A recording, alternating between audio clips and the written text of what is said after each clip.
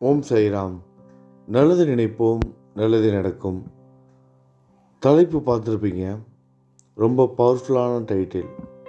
கர்மாவின் கடைசி 24 மணி நேரம் என் பார்வை முழுவதும் உன்மேல். வாழ்க்கையில் நீங்கள் எந்த ஒரு இடத்துல இருந்தாலும் சரி, எவ்வளோ பெரிய உயர்ந்த இடத்துல இருந்தாலும், இல்லை நடுத்தர வர்க்கத்தை சேர்ந்தவராக இருந்தாலும், இல்லை ரொம்ப கஷ்டப்படுறவங்களாக இருந்தாலும் சரி, ஒரு தருணத்தை வாழ்க்கையில் நிச்சயமாக நீங்கள் அனுபவிப்பீங்க, இல்லைன்னா அனுபவித்து இருப்பீங்க. அந்த உச்சக்கட்ட நிலை, கஷ்டத்தோட உச்சக்கட்ட நிலை, அவ்வளோதான் வாழ்க்கை, இதோட முடிஞ்சதுடா நம்மளோட வாழ்க்கை அப்படிங்கிற அந்த ஒரு நிலை எல்லாருக்கும் வாழ்க்கையில் ஏற்படும். உங்களுக்கு, எனக்கு மட்டும் இல்லை, எல்லாருக்கும் அந்த உச்சக்கட்டமான கஷ்டத்தை, துன்பத்தை நம்ம அனுபவிப்போம். ஒரு கட்டத்தில் நம்மளோட கர்மாவோட உச்சக்கட்டம். அந்த உச்சக்கட்ட நிலையில் தான் நம்ம எந்த அளவுக்கு வலிமையோடு இருக்க போகிறோம் அப்படிங்கிறது தான் இந்த பதிவின் மூலமாக நம்ம தெரிஞ்சுக்க போகிறோம். எந்த அளவுக்கு வலிமையோடு இருக்கணும். எல்லாரும் வாழ்க்கையில் இதை அனுபவிப்பாங்க. ஒரு முறையாவது நீங்கள், நான், நம்ம எல்லாரும். ஏன்னா ஒவ்வொரு நிமிஷமும் அந்த கத்தி மேலே நடக்கிற மாதிரியான ஒரு உணர்வு, அப்படியே முள் படுக்கையில் படுத்திருக்க மாதிரி ஒரு உணர்வு. அதை அனுபவிக்கிறவங்களுக்கு தான் தெரியும், அனுபவித்து கொண்டு இருப்பவர்களுக்கு நல்லாவே தெரியும். இதுக்கு முன்னாடி அந்த ஒரு உணர்வை நீங்கள் அனுபவித்திருக்கலாம், இல்லை இதுக்கப்புறமும் அனுபவிக்கலாம். எப்படி இருந்தாலும் சரி, இந்த பதிவை முழுவதுமாக கேளுங்க. நிச்சயமாக உங்களுக்கு பயனுள்ளதாக இருந்திருக்கும். அந்த நிமிஷத்தில், அந்த கடைசி நிமிஷத்தில், அந்த உச்சக்கட்ட நிலை, கர்மாவோட உச்சக்கட்ட நிலையில் நம்மக்கிட்ட ஒன்றுமே இருக்காது. நம்ம சேர்த்து வச்ச பணம், காசு, புகழ், நம்ம கூட இருக்கிறவங்க, எதுவும் பயன் தராது. இறைவனோட திருவடி சரணடைவது மட்டும்தான் நமக்கு மிகப்பெரிய ஆதரவாக இருக்கும். அந்த ஒரு நிலையை நிச்சயமாக எல்லாரும் அடைவாங்க, உணர்வாங்க. எதாலையும் நம்ம காப்பாற்ற முடியாது, ஏதோ தெய்வ சக்தியினால் மட்டும்தான் நம்மளை காப்பாற்ற முடியுங்கிற அந்த ஒரு உணர்வு. இதுக்கு மேலே ஏதாவது அதிசயமாக அற்புதம் நடந்தால் தான் நம்ம வாழ்க்கை மாறும். அவ்வளோதான், இல்லைன்னா எல்லாம் முடிஞ்சது. அந்த உச்சக்கட்ட நிலையில் நம்மளால் எதுவுமே பண்ண முடியாது, அப்படியே ஸ்தம்பித்து போய் நின்றுவோம். ஆனால் அந்த இடத்துல உங்களுக்கு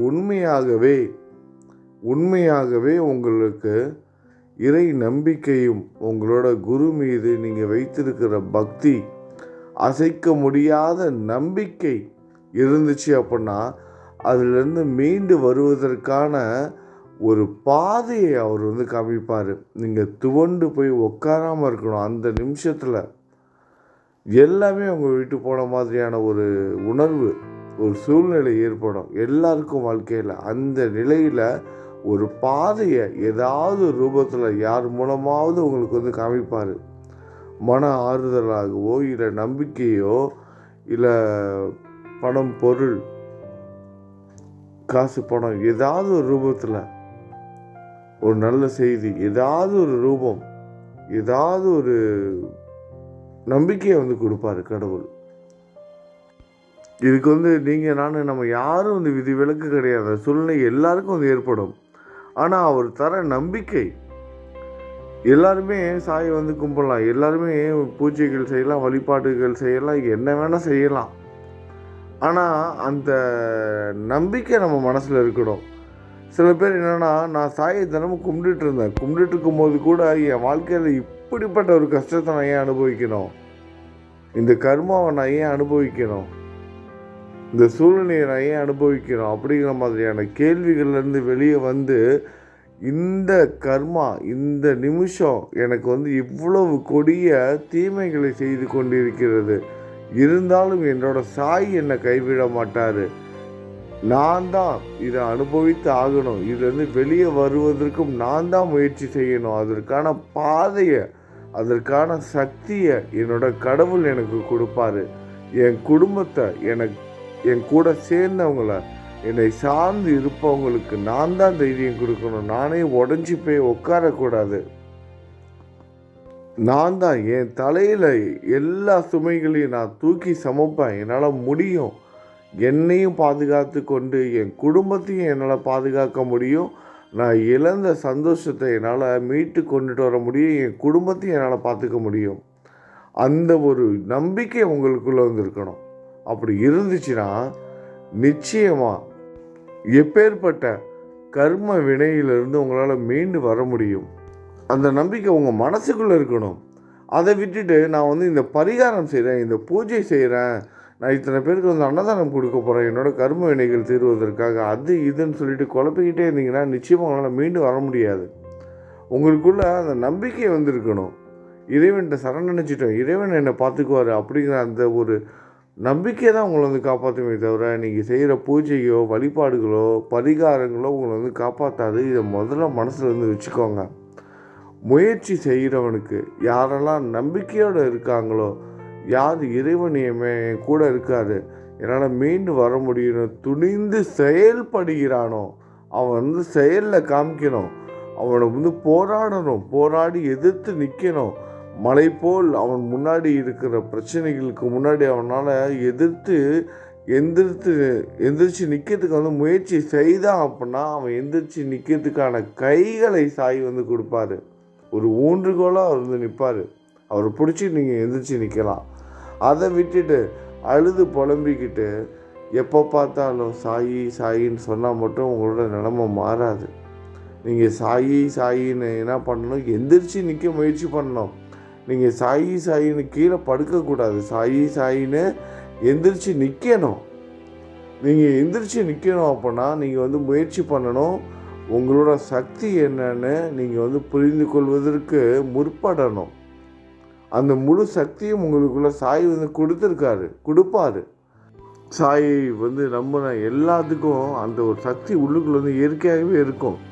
ஆனால் அதை தக்க தருணத்தில் யார் பயன்படுத்துகிறாங்க, நம்மளை சுற்றி இருக்கிற நெகட்டிவிட்டியெல்லாம் தாண்டி, ஏன்னா இது கலியுகத்தில் நம்ம பாசிட்டிவாக சிந்திக்கவே விடாது. இந்த சூழ்நிலைகளும் இந்த கர்ம வினைகளும் நம்மளை சுற்றி இருக்கிற சக்திகள் நம்ம பாசிட்டிவாக சிந்திக்க விடாது.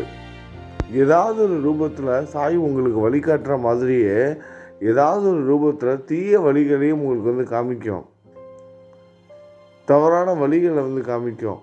அதை பின்பற்றாமல் நீங்கள் என்ன செய்யணும், உங்களோட கஷ்டத்துலேருந்து உங்களோட மனநிலையிலேருந்து நீங்கள் எப்படி டைவர்ட் ஆகி வெளியே வரணும், இதெல்லாம் நீங்கள் தான் சிந்திக்கணும்.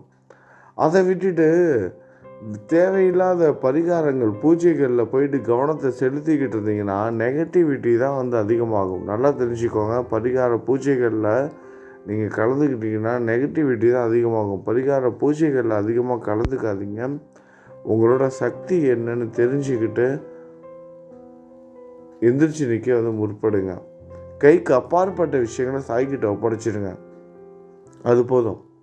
பரிகார பூஜைகள்லாம் வேணாம்.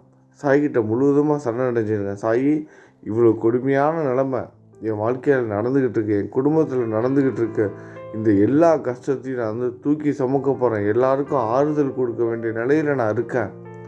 என்னோடய மகளுக்கு, என்னோடய மகனுக்கு, என் குடும்பத்தில் இருக்கவங்களுக்கு என்னாலேயே முடியலை. ஆனால் அதையும் தாண்டி இந்த கஷ்டத்தையும் சுமந்துக்கிட்டு என் குடும்பத்தில் இருக்கவங்களுக்கும் நான் ஆறுதல் கொடுக்கணும், அவங்கள தூக்கி விடணும், அதற்கான சக்தியை என்கிட்ட கொடுன்னு நீங்கள் கேட்டுட்டு முயற்சி செய்தீங்க அப்படின்னா இந்த உலகமே உங்களுக்கு எதிராக நின்னாலும் அதுலேருந்து உங்களால் மீண்டு வர முடியும். அந்த நம்பிக்கை, அந்த உத்வேகத்தோடு நீங்கள் செயல்பட்டீங்கன்னா நிச்சயமாக சாயோட பார்வை உங்கள் மேலே இருக்குது. அதை மறந்துடாதீங்க. அந்த பார்வை உங்கள் மேலே இருக்கும்போது நீங்கள் எந்த ஒரு எதிர்மறை சிந்தனையும் இல்லாமல் இருந்தீங்கன்னா அடுத்த 24 மணி நேரத்தில் உங்களோட அந்த கெட்ட கர்மாவிலிருந்து மீண்டு வர முடியும். அது எப்பேற்பட்ட பாவகர்மாவாக இருந்தாலும் சரி, எப்பேற்பட்ட பாவகர்மாவாக இருந்தாலும் சரி, எந்த ஒரு நிகழ்ச்சியாக இருந்தாலும் சரி, எந்த ஒரு கைக்கு அப்பாற்பட்ட விஷயமா இருந்தாலும் சரி, அந்த சக்தியை சாய் கொடுப்பார். அதுலேருந்து மீண்டு வருவதற்கான சக்தியை கொடுப்பார். நடந்ததாகவே இருக்கட்டும், நடக்க போகிறது என்ன அப்படிங்கிறத சிந்திக்க ஆரம்பிங்க.